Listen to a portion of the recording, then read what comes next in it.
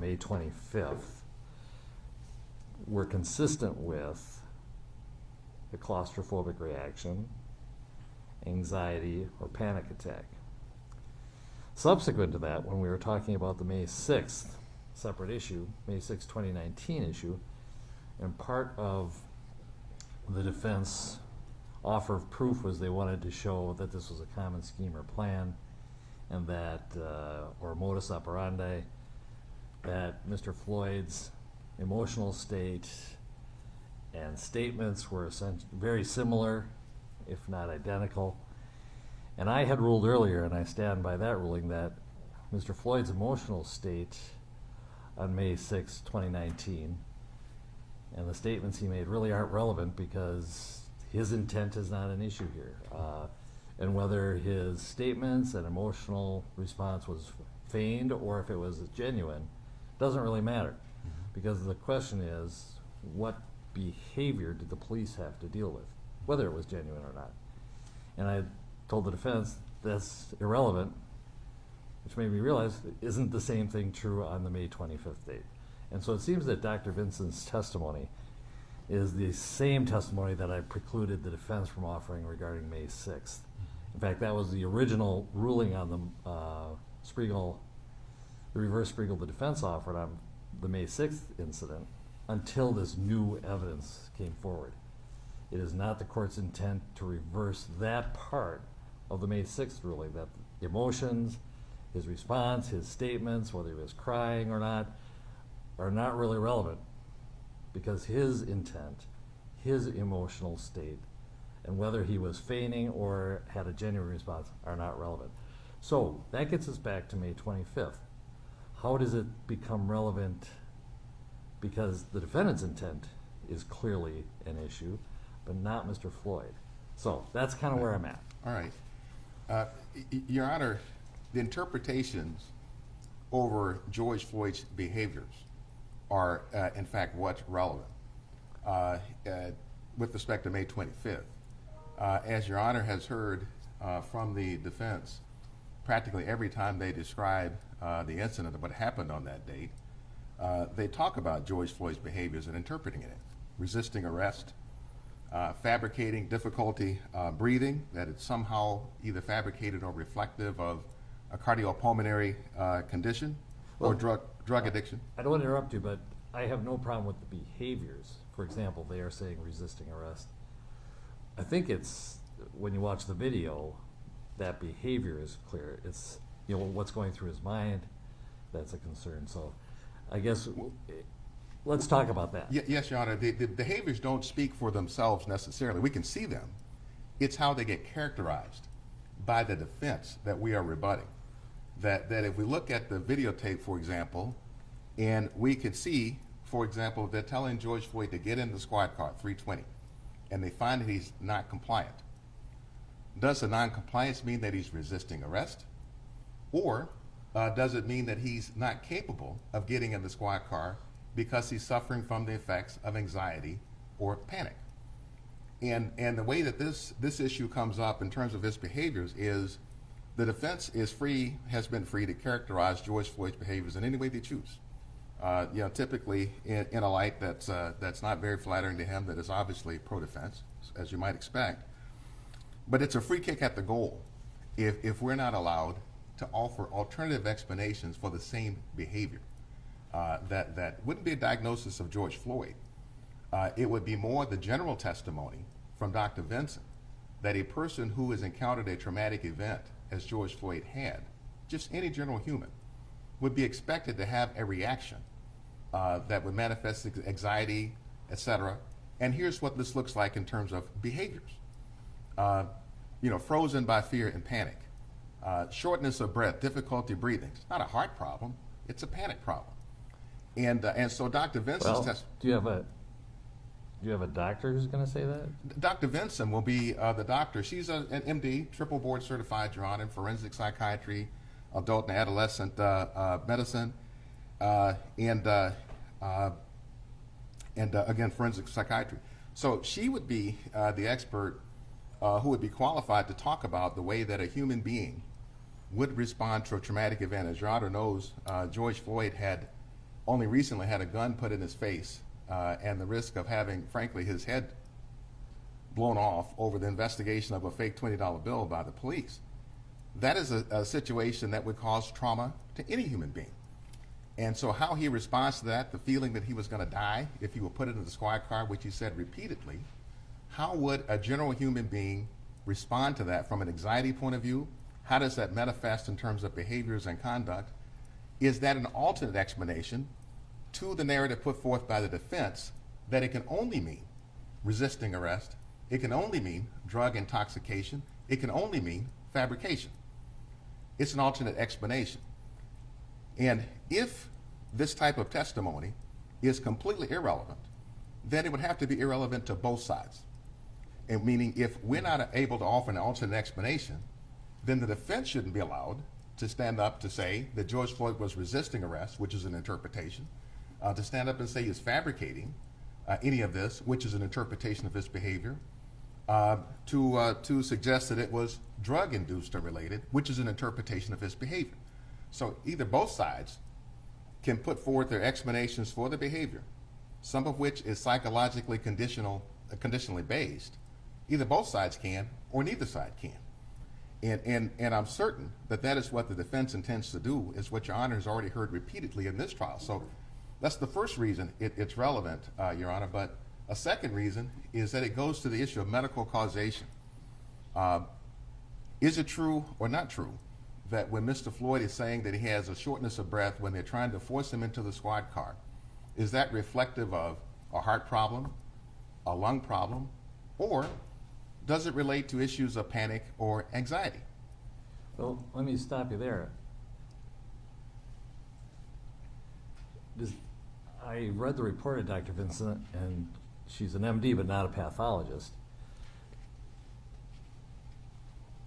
Right, Is she going to say to a reasonable degree of medical certainty that the shortness of breath was due to a panic attack and not to a heart condition? No, Your Honor. And as Your Honor recalls in our discussion of the case of State versus McClendon that deals with the introduction of evidence on psychological condition evidence, the dividing line that gets drawn is that such an expert, and Dr.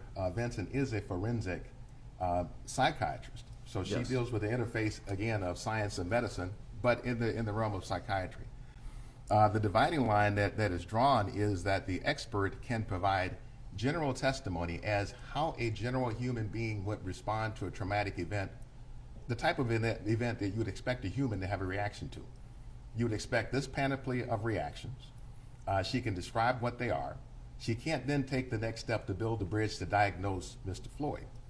So simply giving that to the jury as an alternate explanation, sort of medically, if the defense has jumped to the conclusion that we're looking at the same facts and the same evidence, and they jump to the conclusion that it's indicative of a heart problem, then she's at least should be allowed to offer to the jury that an explanation that should be on the list for any type of a differential diagnosis is that this may be reflective of simply anxiety or panic, because that's what happens in humans who suffer traumatic events this way. And that is in the wheelhouse of a forensic psychiatrist, to give that kind of testimony, which it would be the behavioral manifestations of what might be psychological conditions in response to a traumatic event. And that would be her wheelhouse. But Judge Cahill, I think this is relevant in one other area too, and this goes to the issue of the objective reasonableness of Mr. Chauvin's conduct. And the assessment, again, of those behaviors matters even for objective reasonableness.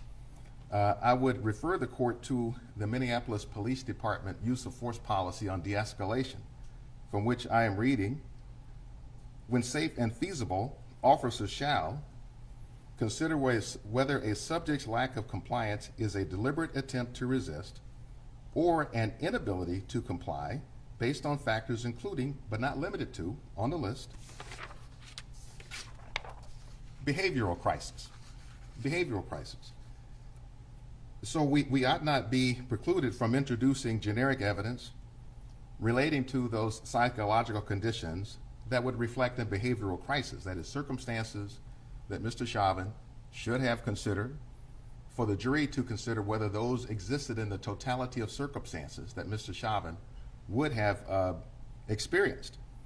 And the fundamental question is, would a reasonable officer not have recognized a behavioral crisis and not employed the force that Mr. Chauvin did, is the question. And to the extent those behavioral crisis issues are at issue in the case, then having an expert who can explain medically what they are is helpful to the jury, just to understand it.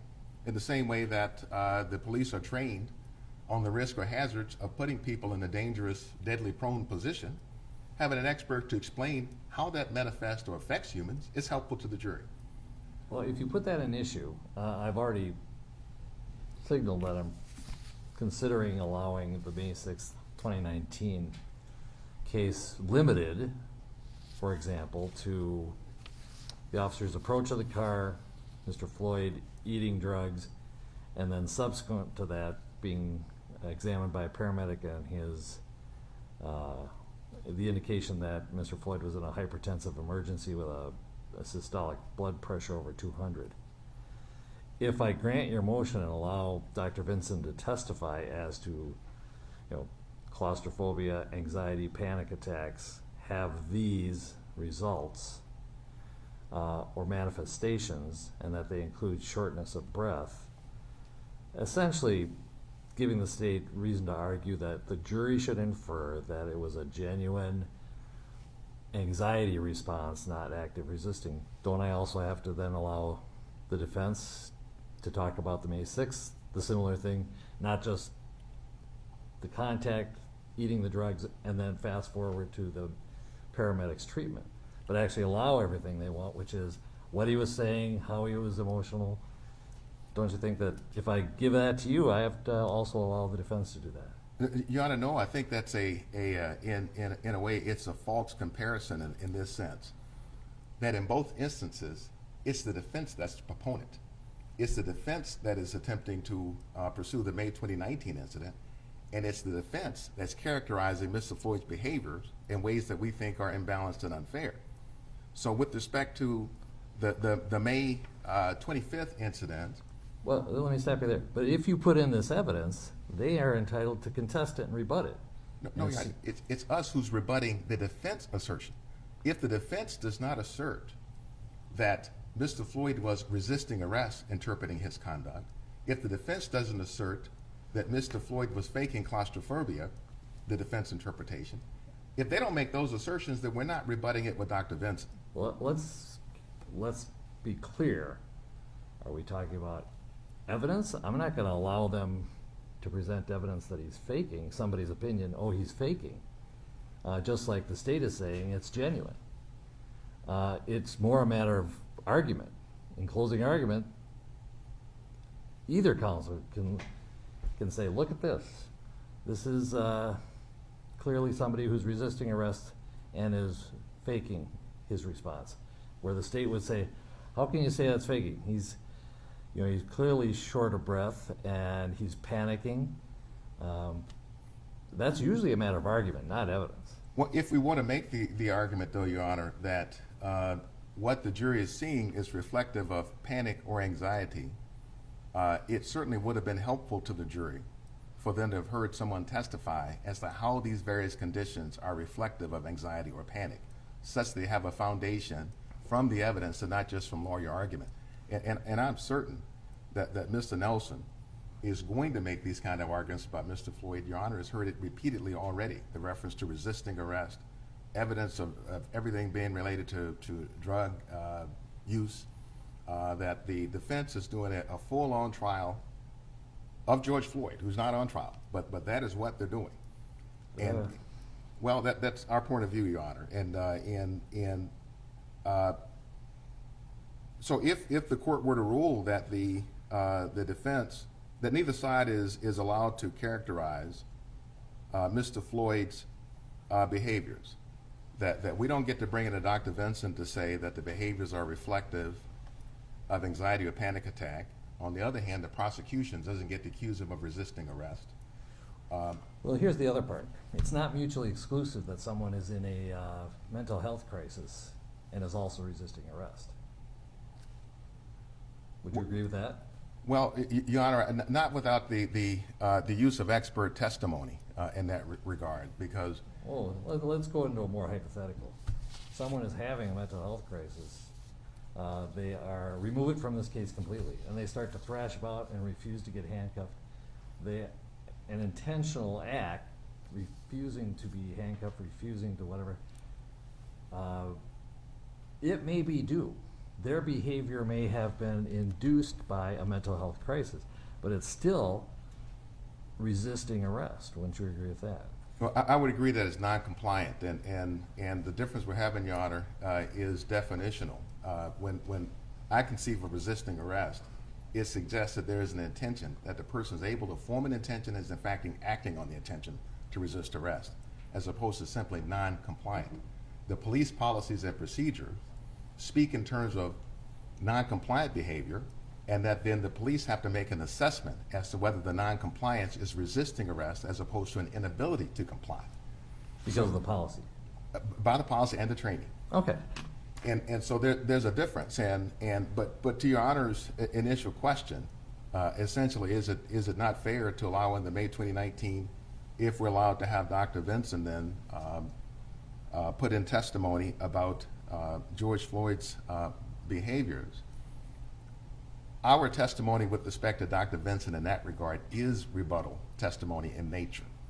It is rebutting the assertion from the defendants that George Floyd's behavior can only mean one thing, and it's the things that the defense has asserted.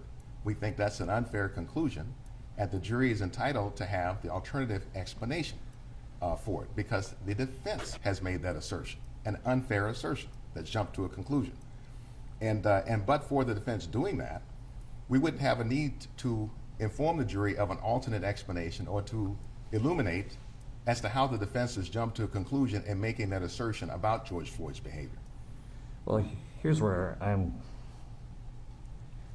you're talking about rebutting the defense. When we're talking about your case in chief, how can you rebut something? I don't care if they said it in motion hearings. The jury doesn't know any of this. It's about what the evidence is, and you can't rebut prospective evidence.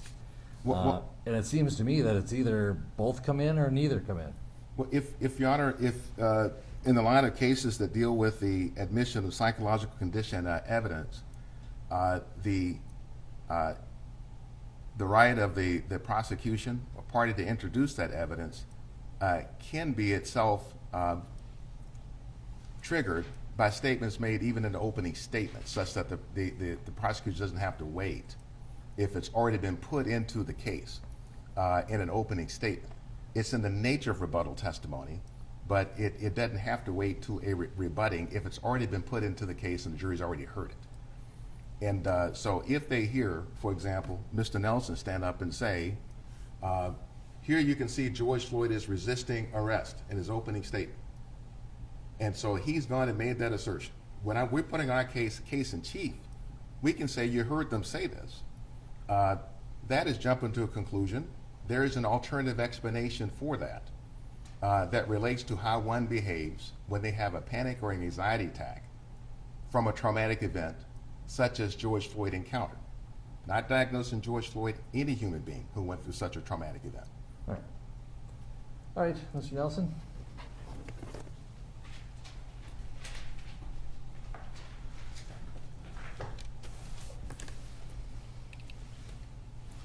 Thank you, Your Honor. Your Honor, I think the court hits the nail kind of square on the head. I mean, this is a criminal trial, right?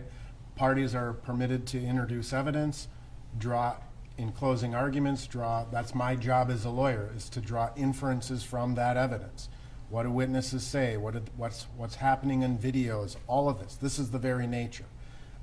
And both sides are allowed to introduce information that rebuts that. I think the court is 100% correct. They either both come in or neither come in the context of the emotional state of Mr. Floyd, right? If the defense takes the perspective that what Mr. Floyd is doing, and I'm just going to ask if we can silence computers because it's really distracting. Someone's computer keeps dinging. Please, everyone. Thank you. In the context of the evidence of this case, right? The jury will see videotape, they'll see body camera footage, they're gonna hear from witnesses who describe what they see and observe and hear and things of that nature. This is the entire nature of the adversarial system. Here's the evidence, this is how the state interprets the evidence, this is how the defense interprets the evidence. Jury, you decide which interpretation is correct. But what's good for the goose is what is good for the gander, right? If the state is going to say, if I'm making the inference that Mr. Floyd was resisting arrest in the course, or he was exaggerating his condition, or he was actually experiencing a medical condition that went unrecognized by police officers, the state can theoretically bring in evidence to say here's an alternative explanation for that. Again, I think it's limited in this particular context, but that then opens the door. That's the precise issue, is it opens the door to say, he's saying he's claustrophobic here, but in a prior incident that's remarkably similar, that's not an issue. He gets right into the squad car, right? So it rebuts that assumption. That's the nature of the adversarial system, and I think the court understands that. We've tried lots of cases. The court has tried, a large number of cases, and understands the inferences that can be drawn from evidence. But what's good for the goose is good for the gander, and it opens the door. All right. I'm going to take this under advisement until tomorrow. It'll be part of the rulings on the continuance, change of venue, the May 6th, 2019 other evidence that I've already outlined, and then Dr. Vincent, and we'll go from there. So we'll do these rulings tomorrow morning. So, all right, I think, where are we on jurors? You're ready. All right. Let's just take a quick 10-minute stretch break.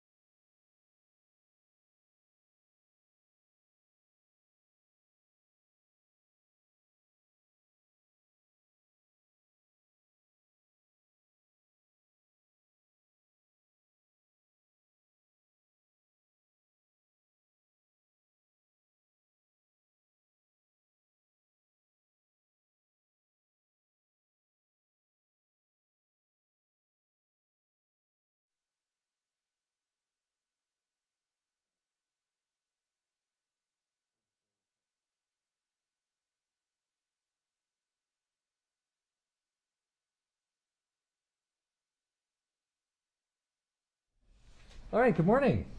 Didn't see you there.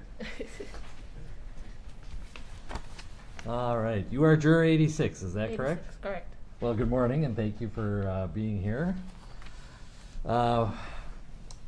Before I turn the questioning over to the attorneys, there are a couple of things I'd like to do. First of all is to swear you in, because all your answers have to be under oath. So if you could raise your right hand. Do you swear or affirm, under penalty of perjury, that you will truthfully answer all questions about your qualifications to serve as a juror? Yes. All right, thank you. Now, the second thing is, I am wearing a mask. Plexiglass between us, plexiglass in front of you, plexiglass in front of the lawyers, so you get a double layer there.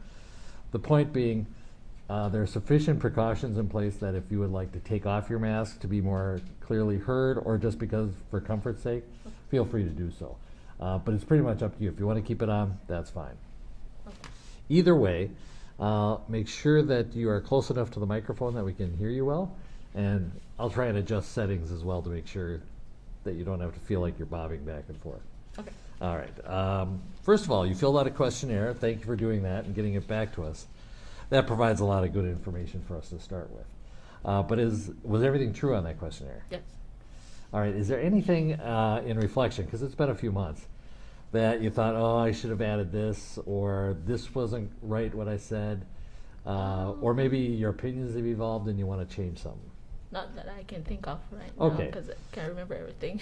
Right. And it usually comes up in the context where the lawyers are asking you questions. Okay. Because they'll point to specific questions, and they'll probably, to remind you what your answer was, read the question and the answer for you to refresh your memory.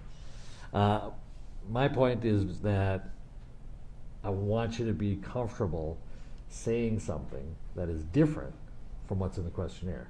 Okay.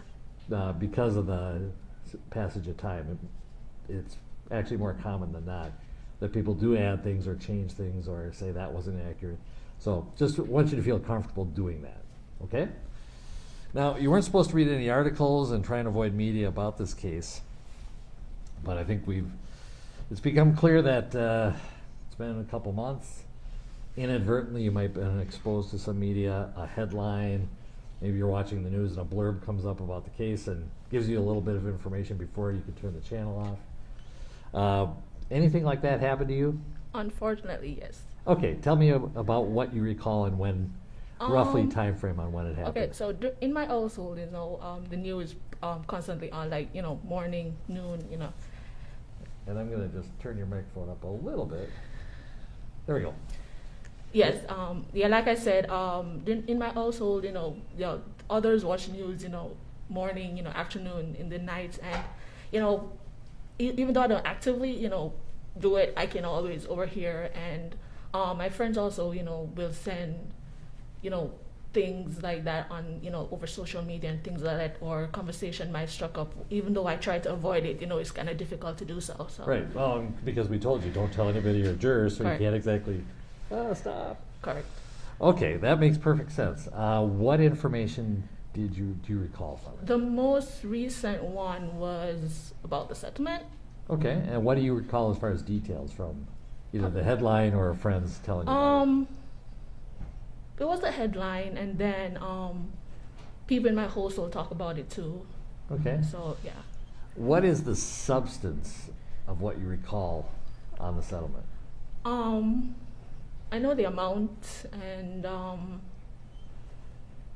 my friends, like, they tell me, their thoughts about it or whatnot, but, I don't say anything, I just listen. But yeah, I've gotten feedback and know where they stand on it and stuff like that. So And what did your friends say about it? that one of them said, if that's not enough, I think, Okay. I believe, and another said, if I can remember clearly, if that's what it is, that's what human life costs or something like that. I don't remember, but Okay. yeah. As far as that goes, how do you think it'll affect you in deciding this case? Like, did it move you, as far as a juror being impartial, do you think it moved you to one side or the other? Yes, somewhat. Okay, tell me about that. I like when the incident first happened. I was constantly listening. Okay. To be honest, I was constantly keeping updated, and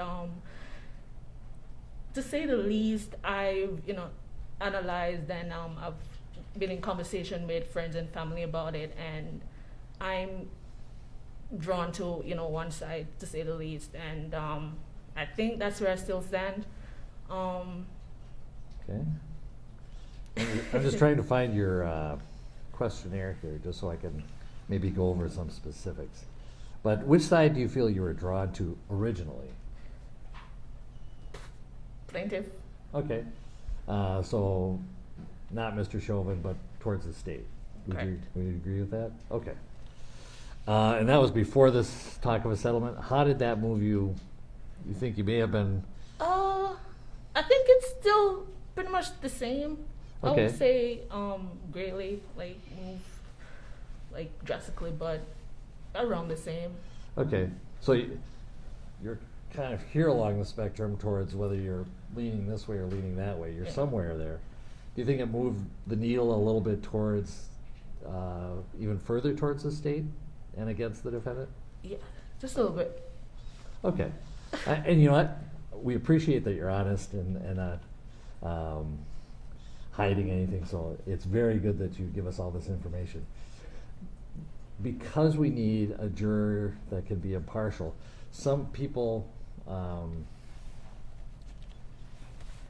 able to be that because they don't know much about the case, they didn't follow it. It's not a matter of intelligence or personality. It's just some people have seen more about the case, on the basis of that have a firmly, maybe a leaning one way or the other. Yeah. And further events can kind of tip them even more in that direction because other people just don't pay attention to it, so it's not a problem. So you think you probably have followed this pretty intensively as far as the news and everything? Yes. Okay. Because it's constantly being, even though I try not to, it's constantly there, and it's difficult to avoid it. Yeah, I think I've even adjusted my advice to the jurors, which is not avoid news about this case. It's like avoid the news because it's so saturated with this case. Right. Yeah. Okay. I try to, but Yeah, exactly. I know. We know it's all inadvertent, and people are not violating the court order to avoid it because it's almost unavoidable in some ways. So, I appreciate what you've just said. I'm going to excuse you from this panel. Again, don't take any offense in that. It's not that you're not a fair and impartial person. It's just that this case and the amount of exposure you've had, okay. especially to that settlement that you said might have pushed the needle a little bit, I'm going to excuse you from this jury. So Okay. thank you for coming down. And most of all, thank you for your question, No or your problem at all. answers to the questions. No problem at all. Okay, thank All right. you. Thank you.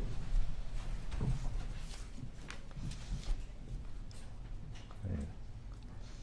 Juror 86 is excused for cause.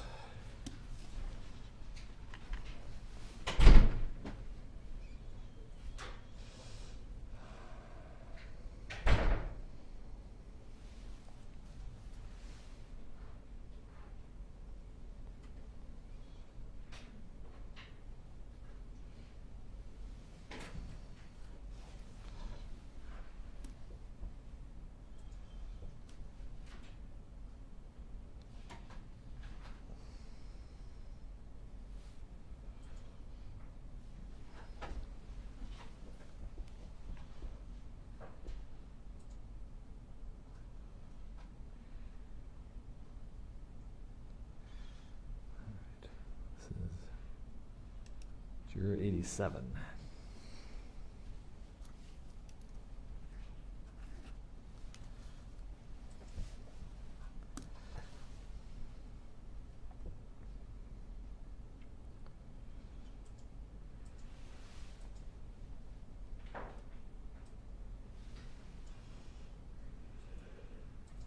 Okay. Wondering if you could have a seat right here.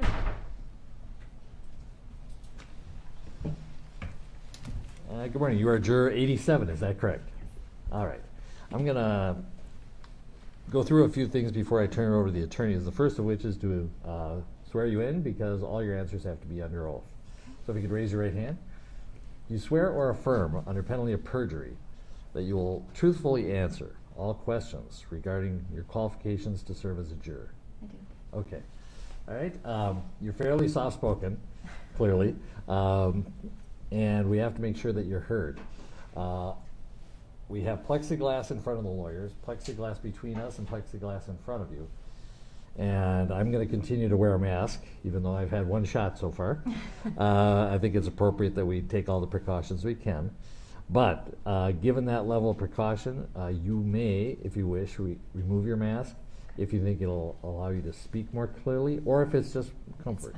That's fine. Okay, and if at any time you want to put your mask back on, feel free. We won't take it as an insult or anything like that. Basically, you're in control of that. All right. You filled out a questionnaire, and I appreciate that because it gives a lot of good information for us to start with. Is there anything on, well, first of all, is that questionnaire true and correct? Yes. All right. Any changes or additions that you want to make to the questionnaire that you can think of right now? I can't. Okay. It's very common that in the months since you filled out the questionnaire that you might realize on reflection that I should have added this, or I should have talked about this, or that was inaccurate. I need to make sure they change that. Or maybe your opinions have evolved. So Okay. when the attorneys are asking you questions, they'll probably be more specific and zero in on certain questions and answers, and even reading them to you and your answer to refresh your memory. Okay. What I want you to understand is that it's all right to say something different than what's in your questionnaire. That doesn't get you into trouble because, like I say, on reflection, certain things need to be changed. Okay? Okay. All right. The questionnaire also advised you not to read any articles, avoid the media about that. But again, it's been a few months. This case continues to receive media coverage. And we understand that inadvertently jurors may have been exposed to some, like a headline or a blurb on the news that they can't turn the channel off quick enough. Mm-hmm. Anything like that? Did you learn any more information about this case or any related cases since you filled out the questionnaire? Only number of jurors that had been selected when I was running through my news feed Okay. last week. Have you heard anything about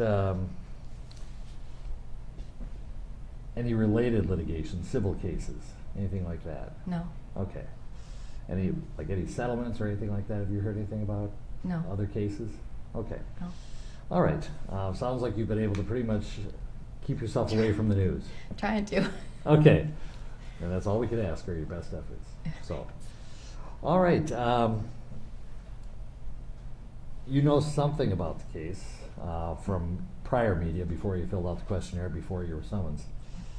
And the lawyers will probably go over that a bit. And you may have even formed some opinions about things, about the people involved. And the question I have for you is, as a jury, you have to decide this case just on the evidence you hear in the courtroom, not on what you've heard outside the courtroom or on opinions you formed outside the courtroom. It has to be just focused on the evidence and to follow the law as I give it to you. Do you think you could do that? Yes. Okay. You were given a long list of witnesses. Did you recognize anybody on that list? Donnie Chung. Okay. And how do you know this person? He's a neighbor. Okay. And what does that person do? I think he works for the BCA, but I can't really remember. It might be FBI, something like that. Okay.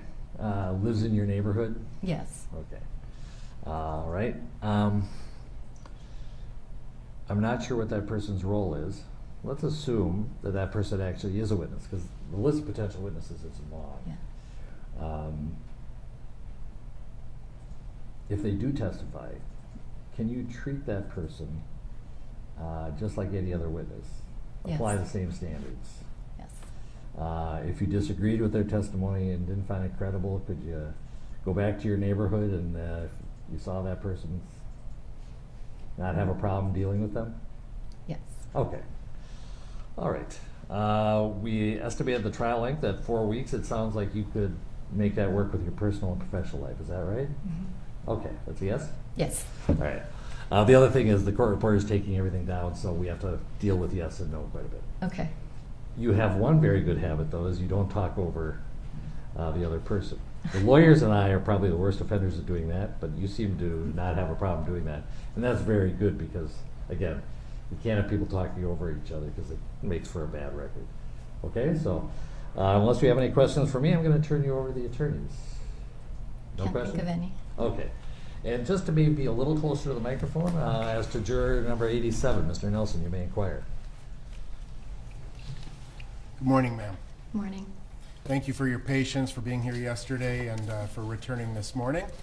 I'd like to ask you a series of kind of general questions, get to know you a little bit better, and then move into some of your responses to the questionnaire. Would that be okay with you? Yes. All right. So let's assume that you and I were to meet under a much different circumstance, a party or a social event or a neighborhood gathering.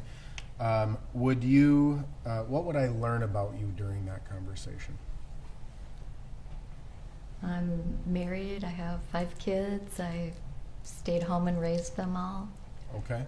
Yeah. And they're all adult children now, I Yes. believe, right? Wonderful. And are you from Minnesota originally? Yes. All right. You obviously were familiar with, before receiving this packet, you were familiar with the circumstances kind of surrounding this case. Is that fair to say? Yes. It was kind of hard to avoid it in the cities at that time, wasn't it? Yes. When you received this packet and you learned that you were a prospective juror in this case, what was your first reaction to that? I was a little nervous about it. Okay. And why? Well, I knew it would be a high-profile case. I knew the city, kind of blew up after the incident happened with Mr. Floyd, and I just was afraid of what might happen being part of the trial. Okay. Well, let's talk about that a little bit. When you say you were afraid of what might happen, are you talking about your personal safety? Are you talking about the city again? What do you mean? Both, but more that anybody being on a jury or involved with it might have a little bit of a reason to worry for their privacy and their safety. Okay. Well, let me ask you this. When you came downtown yesterday and saw the state of the government center, how did that make you feel? I had seen it before. I knew that it had been fenced off and wired in. And mostly it just made me feel sad that we're kind of in this state. Sure. Okay. Did it alleviate any of your concerns for your personal safety while we're in the trial?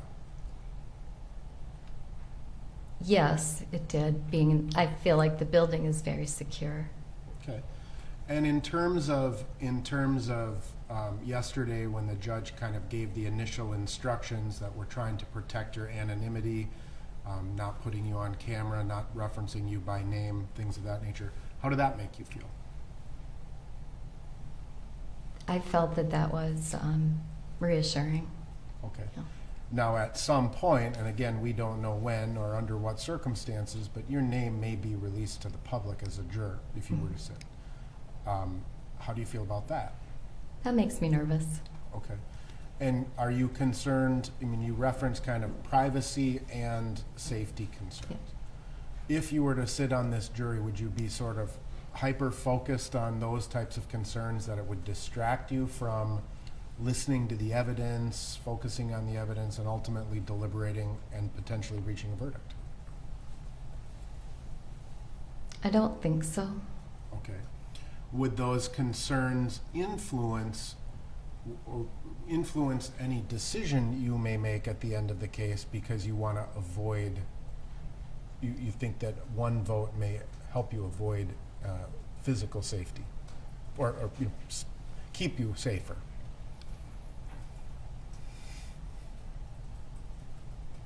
Can you repeat that? Yeah, I apologize. It was a That's very. okay. If you were in the deliberation room and there's 2 potential verdicts, right? Guilty or not guilty. Right.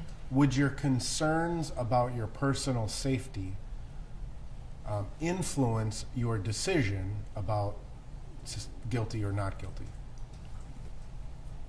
Do you think that No. you would be safer if you voted one way versus the other? Right, I understand. It wouldn't influence it. It would not? Or? It would not. Okay. All right. Ultimately, you would be able to listen to the evidence, listen to the testimony, look at the exhibits, and render a decision based on the evidence as it's presented in court? Yes. Okay. Now, have you either, well, I mean, with 5 kids, I'm assuming at some point there were some conflict between your kids? Yes. And as their mother, you were called upon to resolve that conflict. Yes. How do you approach that from the context of conflict resolution? Try to seek out the matter and what happened, what the facts were, and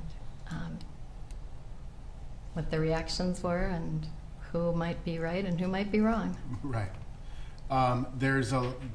It's fair to say that there's a significant amount of conflict in this case, right? There's obviously a very big conflict, which is state of Minnesota versus Derek Chauvin.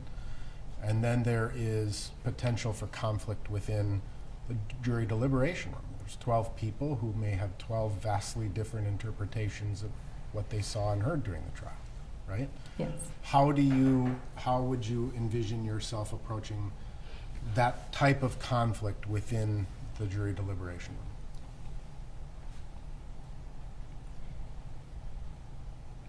I would try to listen to what everyone is saying, try to understand their point of view, and make the best decision that I could. Okay. I don't typically like conflict, but Sure. I- But obviously, I mean, this is a situation where conflict may abound. Yes. You understand? yes. So the question becomes, you say you don't generally like conflict. If you're in a room and you feel that, you have made your mind up one way or the other, and others disagree with you, are you the type of person who is going to abandon your position simply to avoid the conflict and gain consensus? Or are you going to kind of stand your ground and say, no, I'm standing by my conviction? I would stand by my conviction. Again, in your personal or professional life, have you been called upon to kind of determine whether one of 2 people is telling the truth about a situation? Yes. Again, with your kids, I'm assuming. Yes. Right? Yes. And maybe with kids it's a little easier, but how do you approach, you're going to hear witnesses in this case, right? And you're going to have to, your job as a juror is to assess their credibility. Is this person telling me the truth about X, Y, or Z? How do you assess a person's credibility?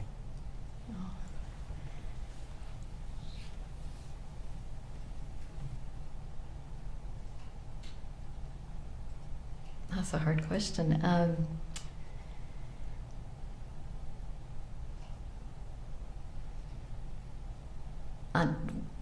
Out of any context, just Well, I mean, I guess let's just put it back into the context of your kids, right? okay.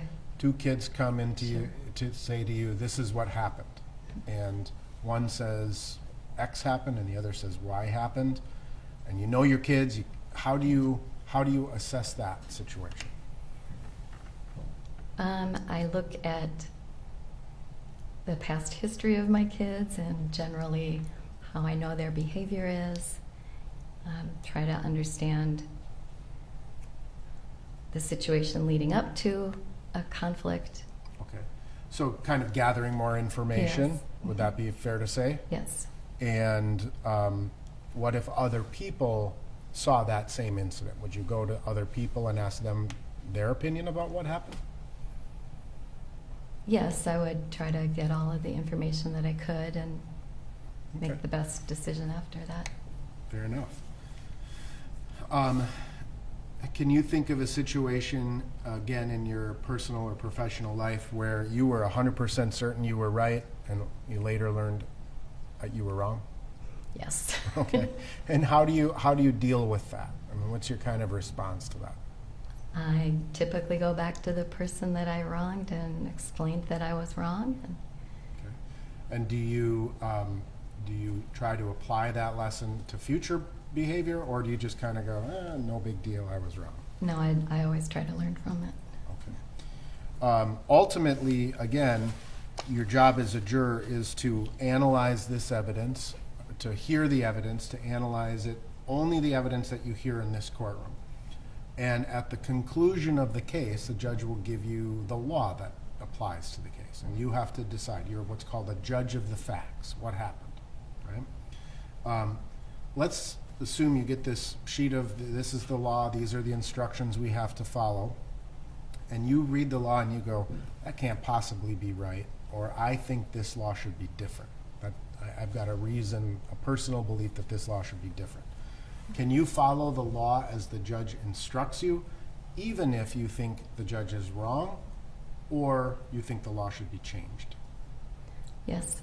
Okay, all right. So I'm gonna just follow up with some of your questions and how you responded to the questionnaire.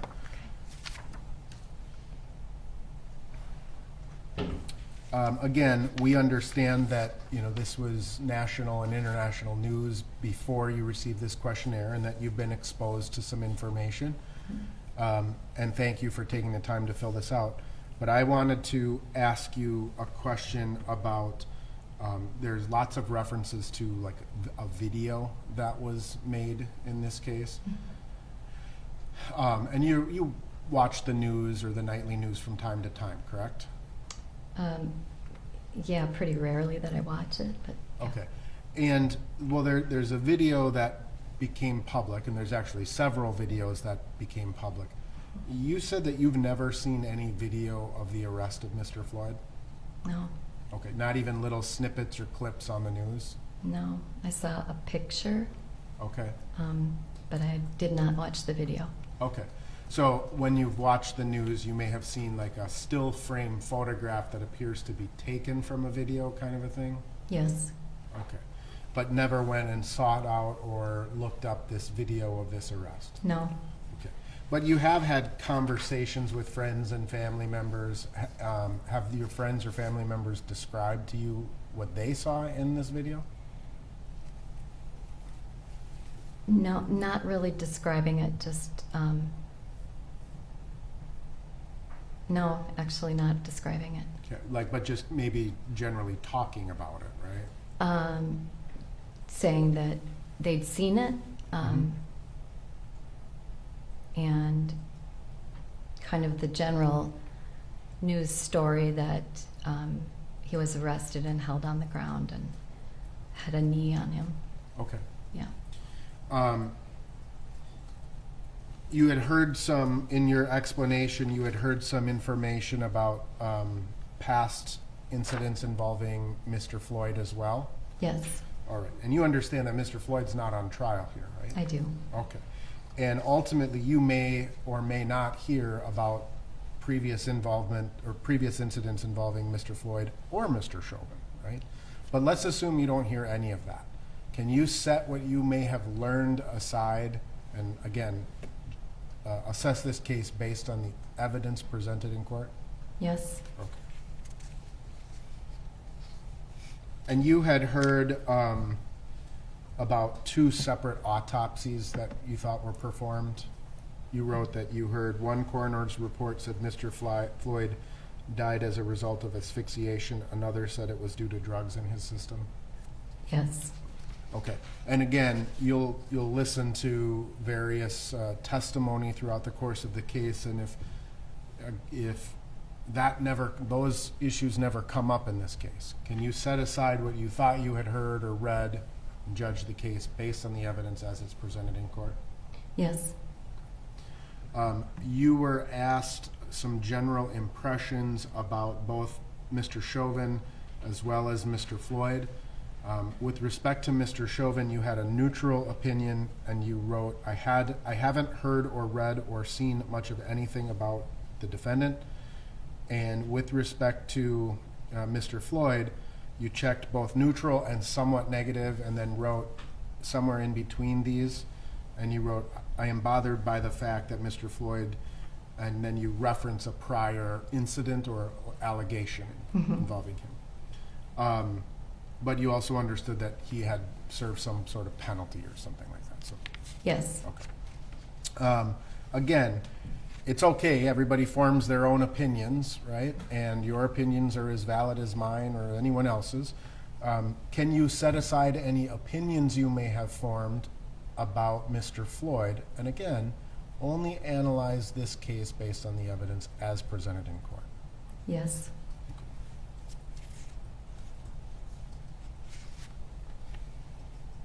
You were asked a question. The question reads, do you believe your community has been negatively or positively affected by any of the protests that have taken place in the Twin Cities area since George Floyd's death? And you wrote, I believe it has been negatively damaged. Yes. Can you explain why you think that? Well, obviously the physical damage to the city, and seems like there's more crime than there was before.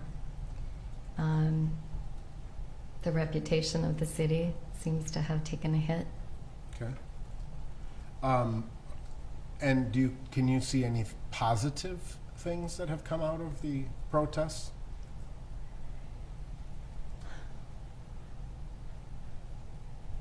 I can't say that I'm aware of any positive things that have come out of it.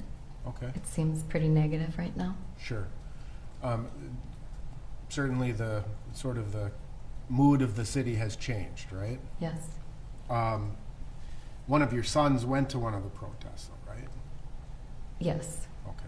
Did you have a conversation with him about why he did that? You know. Yes. Okay. Do you agree there's a difference between a protest and a riot? Yes. Okay. Fairly self-explanatory, right? Yes. So the protests versus the riots, right? I think everyone would agree the riots had left a bad feeling. Mm-hmm. But what about the protests, the peaceful protests? What's the question? Well, I mean, is there anything positive that Oh. comes from peaceful protests? I think there can be, sure. Okay. Do you associate the rioting with the protests? To some extent, I do. Okay. Do you think that everyone who protested rioted? No, I don't. Okay. Did your son riot? No, he did not. He protested, right? He did. And so if you were a juror on this case, I mean, obviously your son may have a different perspective, like on the protest part of this, at least. I don't know you, I don't know your son, and I don't know what you've talked about. But if you were a juror in this case, and you ultimately rendered a not guilty verdict, could you go to your son and explain why you did that? I could. Would your vote be influenced because you didn't want to disappoint your son? No. You've had your car broken into and your son's car was stolen in the past, Yes. and you had to call the police. Yes. You indicated that you were satisfied with their response, Yes. or very satisfied, I should say. Yes. So it's fair to say you have a pretty strong respect for law enforcement and things of that nature. I do. Okay. And obviously this case involves a whole lot of police, right? Yes. Mr. Chauvin being a police officers investigating this case, police officers will testify in this case. You were asked a question, and I'm going to circle back into all of that. You were asked a question that because law enforcement officers have such dangerous jobs, it is not right to second guess decisions they make while on duty, and you somewhat disagreed and then drew an arrow towards strongly disagree with that. So knowing that the police are going to testify in this case, and presumably against Mr. Chauvin, as well as Mr. Chauvin being a former police officer, can you evaluate the testimony of police officers for what it is? Meaning, would you assign more trustworthiness to a police officer simply by virtue of the fact that they're a police officer? No. Okay. But you somewhat disagree with the proposition of questioning decisions that police officers make, right? Yes. So are there circumstances wherein a police officer's decision-making is within bounds and should be questioned? It shouldn't be. Should. Should. I think that there's always room for questioning someone's reactions or behaviors. But there should probably be a process that Okay. that goes through. So like a more from an employment context or like a civilian process as opposed to a criminal process? Could you read the Sure. question again to me? There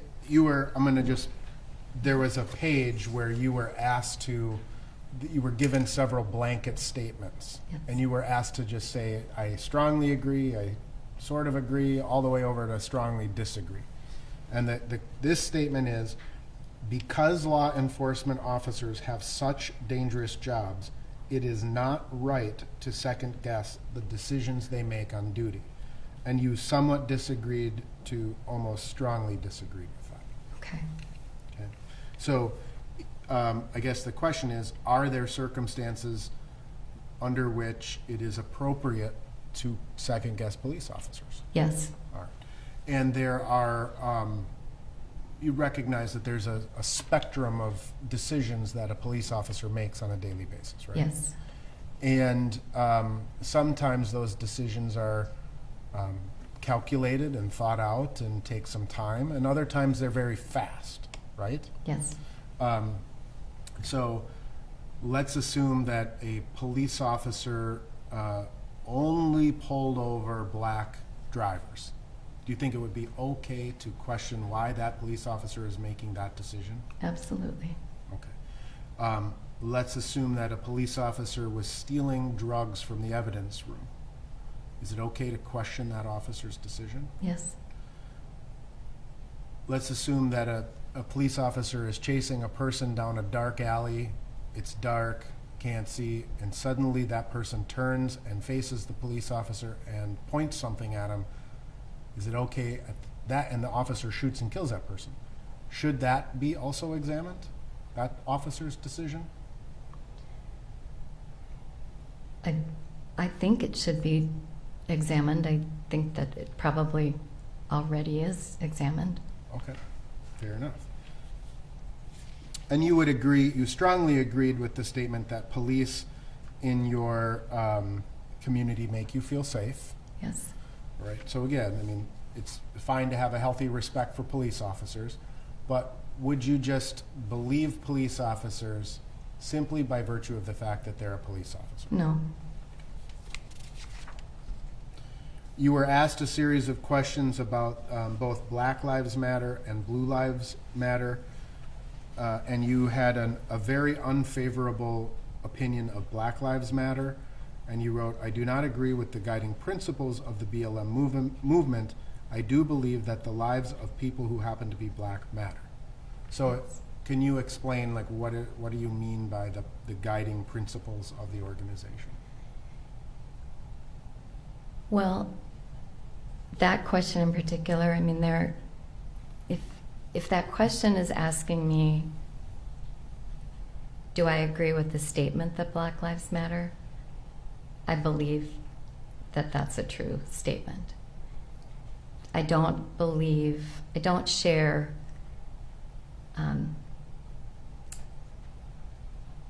I don't agree with the founding principles and a lot of the positions that the organization Black Lives Matter holds to. Okay. So, because obviously there are kind of different layers of the statement Black Lives Matter, right? Yes. And there is the general sentiment, Black Lives Matter, if I'm understanding this. Mm-hmm. There is the movement of Black Lives Matter, and then there's an organization of Black Lives Matter. Okay.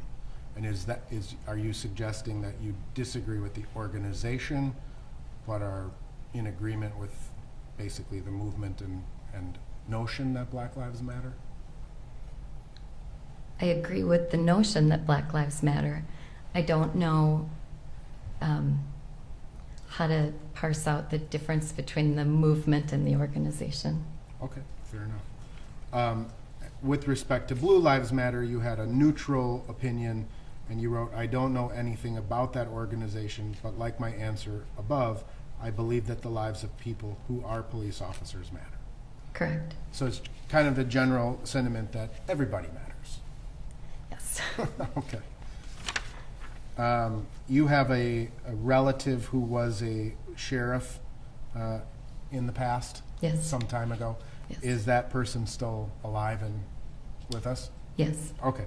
So if you were a juror on this case, would you call your relative and say, hey, this is what they're telling me about how police officers are trained or what you're supposed to do? Can you confirm? Would you call that person for advice? No. Similarly, you have some friends who are in the medical profession in varying degrees.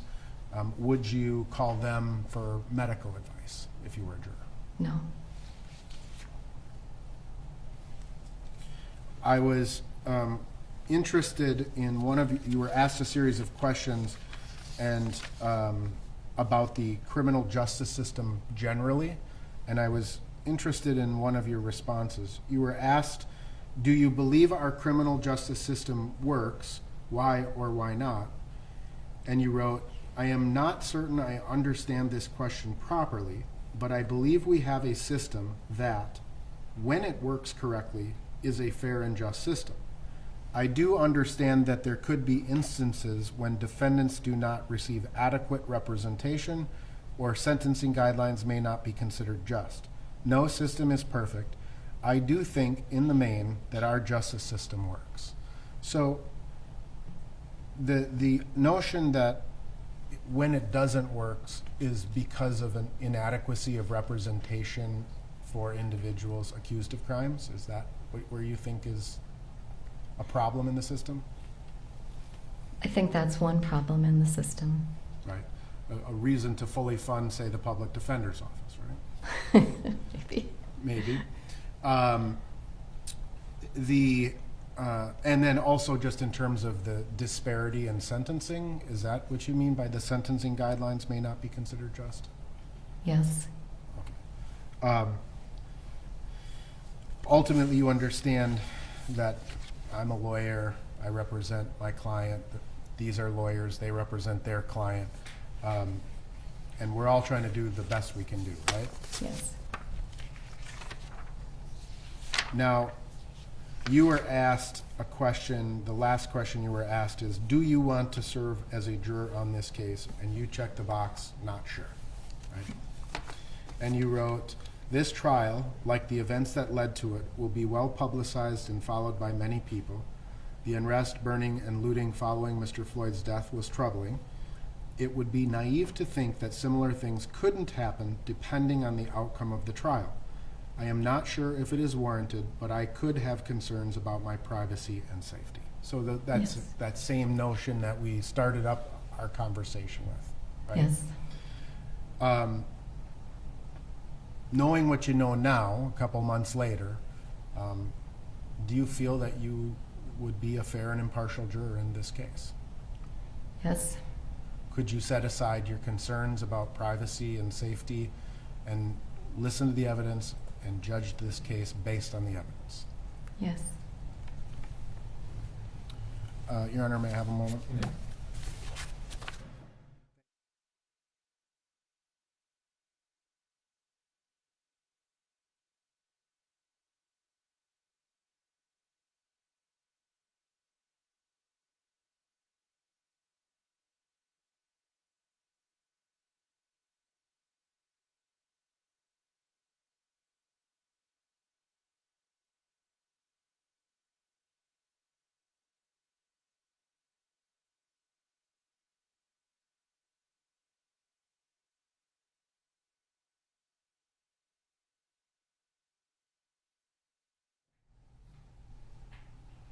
We'll pass for cause, Your Honor.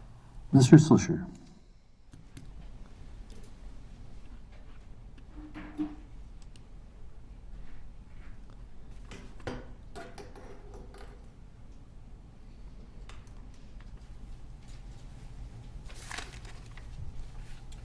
Thank you, Your Honor. Juror number 87, good morning. We've been at it for a while and have been patient, and we thank you for that. I do want to follow up on a couple of your responses. And in one instance, I believe you responded on the survey that you believe somewhat agree with the proposition that discrimination is not as bad as the media says that it is. Do you recall that response? I don't, but Does that sound consistent with your belief that you somewhat agree that the media maybe overblows discrimination or exaggerates it? yes. Okay. So the two parts of that. First, what do you believe the media says about discrimination?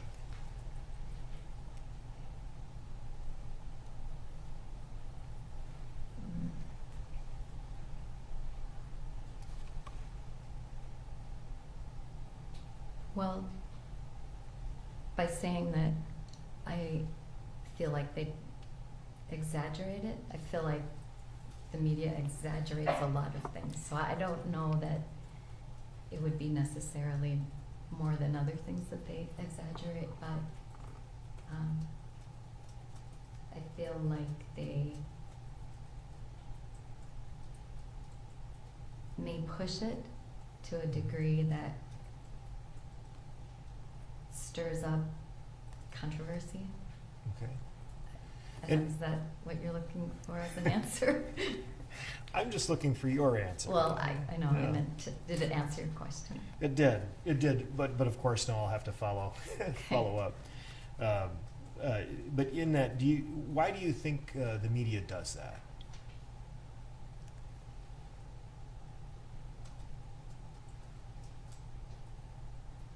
I think they're not as unbiased as they always claim that they are.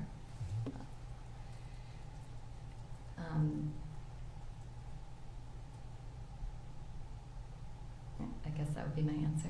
Okay. And are there particular stories or instances that you can think of that you thought, the media is really kind of overplaying or overselling discrimination, or is it more of a generalized feeling you get from watching the news or reading the paper? More of a generalized feeling. Okay. Now, I'd like to compare that generalized feeling with some of your own real life experience in how you would make that determination. So have you had conversations with close friends or family members who have experienced discrimination in their life? Have I had them? Yes. Just in what areas? Any area? Any area.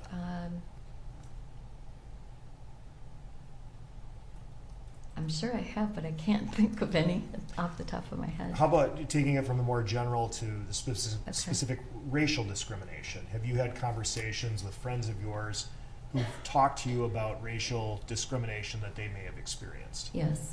And how have those conversations, I guess, compared with what you've seen on TV or read in the paper regarding the media's depiction of discrimination? Well, when you're speaking with one person, you're getting more of a personal story behind it. And so when you have those kinds of facts, it's a little easier to understand the discrimination than just a blanket discrimination story or something like that you might see. So it sounds like you would be more inclined to believe a more personal story than you would just kind of a generalized story that you would see in the media. Yes. Can you share with us, without revealing, who this person would be, just what conversations have you had with friends who've experienced discrimination? What kind of discrimination have they shared with you?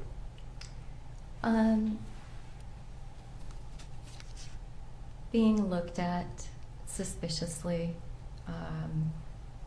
being categorized in certain ways.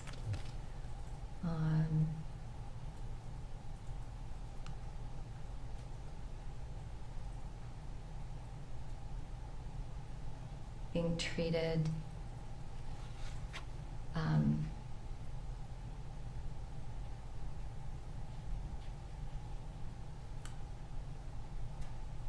as somehow less than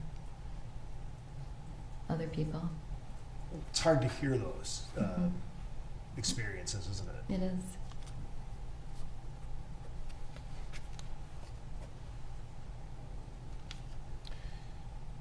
You indicated in your survey that the criminal justice system, in response to the question whether the criminal justice system is biased against racial and ethnic minorities, you indicated that you somewhat disagree with that proposition. And I'd like you to share with us a little bit, why you somewhat disagree with that proposition. Well,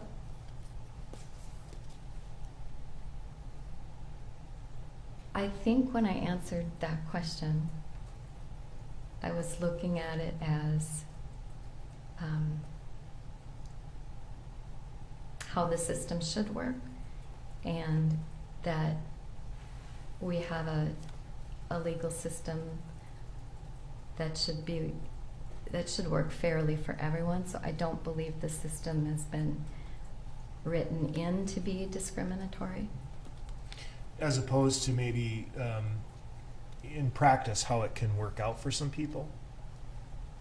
So think of your friend who shared with you the view that from your friend's perception, they were put in a certain category or viewed suspiciously that maybe someone else in the same situation would not have been. Mm-hmm. Do you think that can bleed into the criminal justice system? After all, we are all human beings here. Sure. Yes.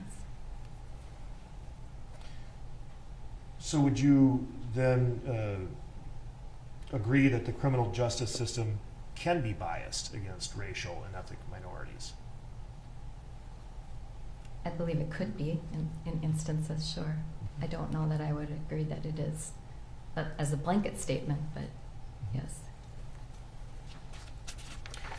You indicated that you and a bit of a rarity have not seen the video that we were talking about earlier, but you did recall seeing an image from the video. Is that right? I'm assuming it's from the video.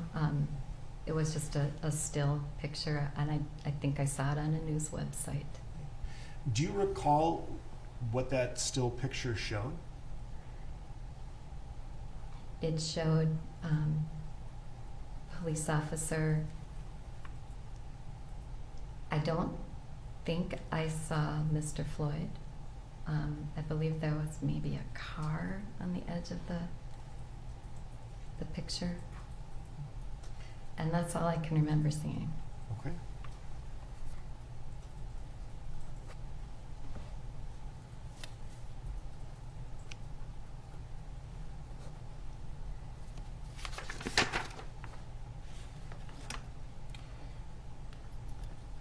You indicated that you had an uncle who worked for about 2 decades in a fairly large department. We won't identify which one it was. Is that right? As a deputy sheriff? Yes, yes. Are you close with your uncle? Not super close. Did you ever speak with your uncle about his line of work? I'm sure I did over the years, yeah. Has he ever shared stories with you about, just work-related stories? Uh-huh, yes. Can you recall any particular instances? Usually when an officer will share a story with somebody, it won't be about the time nothing happened, right? Right. He served papers. So he'd shared a couple stories with me where people did not react well to being served papers. And one story of being, I believe he was bit in the jail by somebody in jail. But that's really all I can remember him talking about.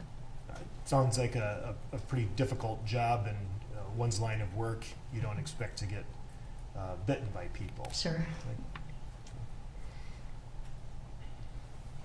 And you also indicated that you do have a strong trust in police officers. Is that right? Yes. And you did state in response to counsel's question that you believe that you could evaluate the testimony of a police officer in the same light as a non-police officer. Yes. But I need to ask you, if you were, say, walking down the street and you were looking for a particular place, say the IDS Center, you didn't know where it was, and there were two people, and one was a police officer and one was a bystander. And the police officer told you that the IDS Center was to the left, and the bystander told you that the IDS Center was actually to the right. Which direction would you follow?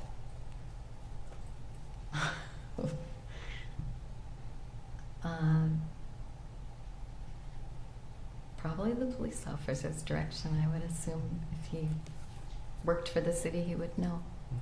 And why is that? Why do you think you would follow the police officer's direction? Because I guess I would assume that he would have had that question before, that he would have directed people in the city before. And so, based on that experience, you believe that the officer would be reliable, at least in terms of directions. Yes. Right. As opposed to the bystander, what would you question about the bystander's directions? If I know nothing other than he's a bystander, I don't know that they were from the city. I don't know their background. I wouldn't assume that they knew more than the police officer knew. I wanted to follow up with you. You indicated that your son did go to a protest. Yes. Did you talk to your son about going to the protest? After, when I found out that he had gone. This wasn't something he shared with you before? No. So, Mom, I'm going to a protest. No, he did not. Okay, what was your reaction when you found out that your son went to this protest, hadn't told you about it, found out after the fact? He was on the 35W bridge when the truck came through. So my reaction was that I was very frightened when he called and told me that. Okay. I recall that story. What did he tell you about it? Well, he just told me he was on the bridge, that the truck came, that everybody ran. So Were you upset with him for attending the protest in the first place? Was it more that you were upset finding out, I would imagine, about the truck incident on the 35? I was upset about the truck incident. I wasn't angry with him for going. I was more concerned for his safety. Okay. One moment, Your Honor.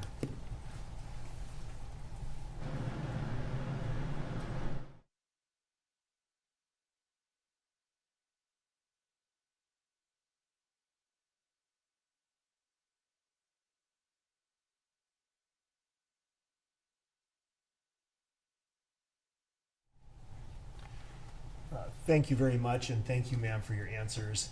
Your Honor, the state will exercise a preemptory. And Jury 87, you're excused from this panel, and so you won't have to serve on the jury. And in fact, you're excused from all jury service for now, unless we send you a summons in the future. You don't have to worry about being called about a different case during this term. Okay. So the deputy will escort you out and take some paperwork from you, and Okay. we'll go from there. Thank you. Thank you.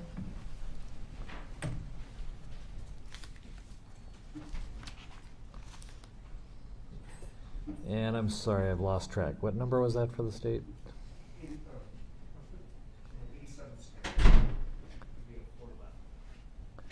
I'm sorry, it was what number strike? It was his sixth strike. Okay. So you have 4 left. Got it. Before we bring the next, is the next jury coming? Okay. Do not want it. Yeah, can you hold on? Just hold them in the hallway. I just want council to be aware of something.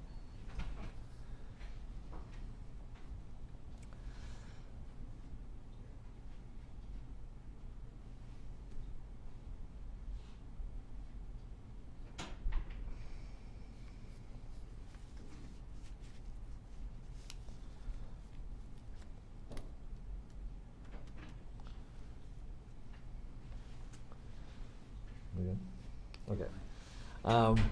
Just so that council is aware, a variety of members of the media have been asking for more information about jurors or when it's going to be public, pressing us for a little more detail.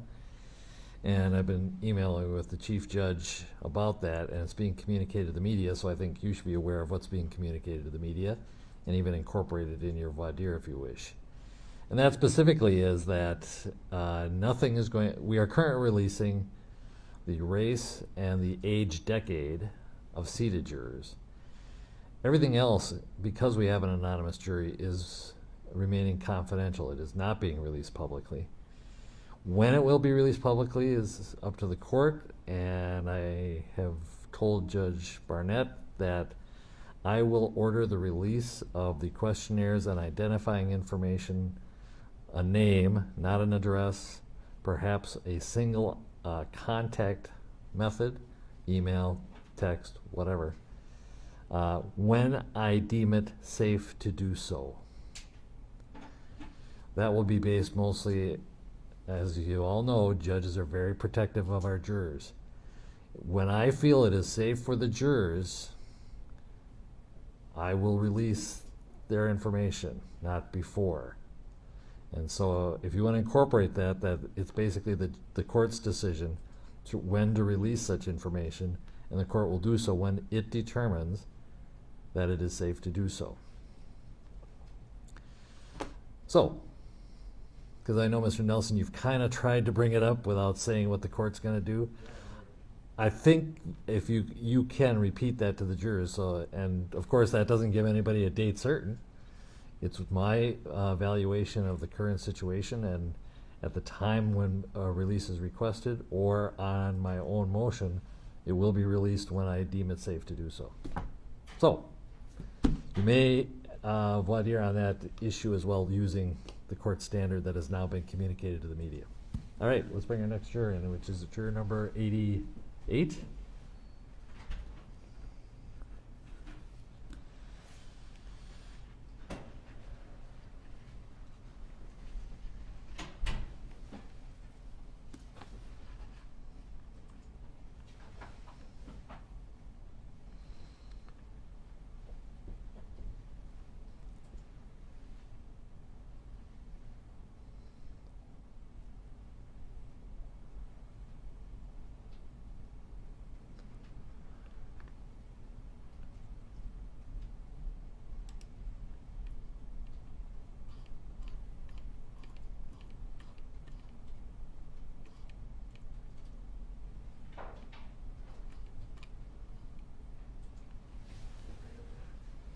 Good morning. If you could come right up here to this chair right next to me. Good morning. Good morning. Thank you for your patience and waiting as well. Of course. And in fact, you were the last one from, I believe, yesterday's group. That is correct. So we made you come back. Yeah. All right. Before I turn it over to the attorneys, I'm going to take care of a few matters, ask you a few questions. First of all, I'm going to swear you in so that all your answers are under oath. If you could raise your right hand. Do you swear or affirm, under penalty of perjury, that you'll truthfully answer all questions about your qualifications to serve as a juror? I do. All right, thank you. We have plexiglass between us, plexiglass in front of you. The lawyers also have plexiglass in front of them. And I am going to continue to wear a mask, even though I've had one of the shots. My point being, because of the level of protection we have, you may remove your mask when you're being examined, if it's more comfortable for you, or if you think you need to do so to speak clearly. But that's pretty much I'm leaving to you. And even if you take it off at some point, if you feel you want to put it back on, that's also okay. All right? Okay. Okay. First of all, you filled out a questionnaire, and thank you for doing that and getting it back to us. It gives us a lot of information to start with. Was everything true on the questionnaire? Yes. All right. Any changes or additions that you can think of at this point? No. Okay. We have found it's very common that because of the delay between when you filled it out and now, several months, that you, on reflection, may think, oh, I should have put this in, I should probably add that, or even that was not accurate, or I have an opinion and it's evolved. It's different than it was when I filled out the questionnaire. Both honest opinions, but just it's changed. My point is, you should feel comfortable in giving an answer that is different from the questionnaire. So feel free to do that. What we're looking for is, honest, candid answers. The lawyers are probably going to be directing your attention to specific questions, and they'll even read the question and your answer. Not to be disrespectful, and don't take it as confrontational. It's more to refresh your memory as to what your answer was. Sure, I appreciate that. And when you hear those questions, again, you might say, "Oh, it has changed. I do need to add something." That's perfectly understandable. All right, now the questionnaire also advised you not to read any newspaper articles, online articles, media advisory, or any media about this case. Basically, stay away from the news about this case. But again, we understand it's been a few months since the questionnaire. You inadvertently may have been exposed to some information about this case or related cases, or the parties, anything like that. Maybe see a headline that has some substance in it, or see a news report and you can't turn the channel quick enough. Has that happened to you? Have you been exposed to anything since the questionnaire till today? I have. Okay, tell me what you recall seeing. While at home, I've seen things on the television, and it's just easier and quicker for me to get up and leave the room, and then my husband will either change the channel or mute it. Okay. But I heard something about a payout from the city. And did you hear any specifics about the amount or anything like that? I don't recall the amount, but I remember hearing millions. Okay. When you filled out the questionnaire and submitted it, did you think at that time you could be a fair and impartial juror? Yes. Did that news that you found out about, did that move you off that position, that maybe you can no longer be impartial, or it doesn't have any effect on my partiality? I can be the same fair and impartial juror as before. Yes, I think I can be. Okay. Do you think what effect do you think that hearing about that settlement will have on you? Well, my initial reaction, of course, was shock, surprise. Mm-hmm. But then I just, kind of said to myself, well, I didn't hear all of it, so I don't know all of it. Okay. And then I just kind of brushed it away. Okay. That's a good analogy. Mm. Any other information you found out about this case? And we know it's all inadvertent because you can't avoid news about this to some Right. degree. I do recall hearing something about some jurors,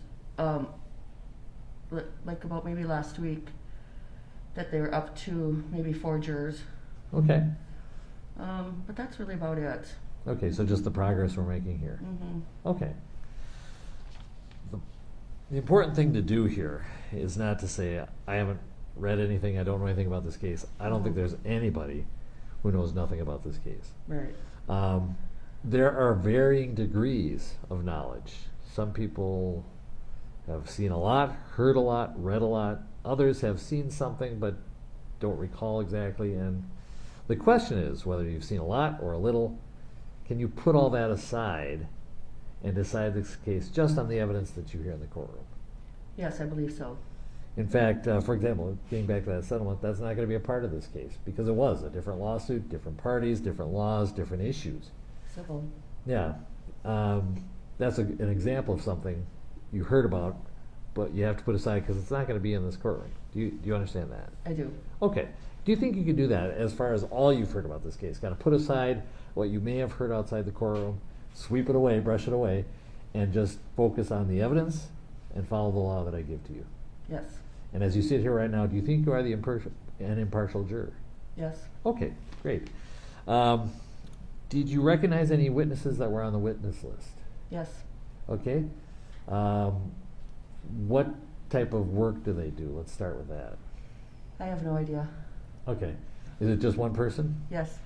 Are they in law enforcement? No. Okay. Is this a neighbor, acquaintance? An acquaintance. Okay. do you think if that person were to testify, that you would treat them the same as any other witness who comes before us? Of course. Okay. Yes. All right. What I'm going to do is I'm going to order that we go off the audio. As you know, the audio is being broadcast. But I'd like to ask you a question that might be more specific and might identify yourself. So I don't want to do that. Okay, great, thank you. So I think what I'm going to do is order that under the rules that this would involve specific information that might identify the jurors, and so we'll go off audio at this time.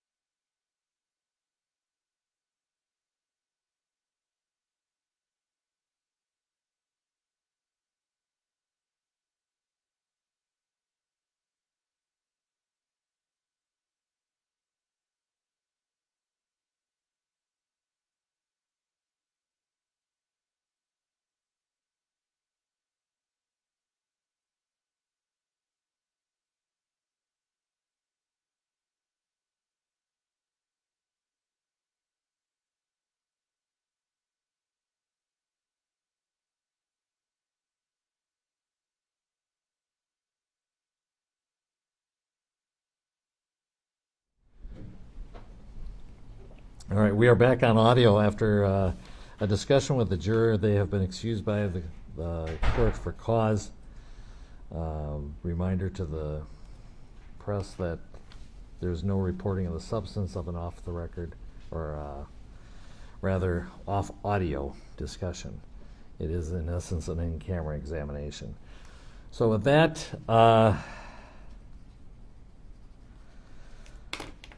let's take a 20-minute break. Let's come back at 10 minutes to 11. Thank you.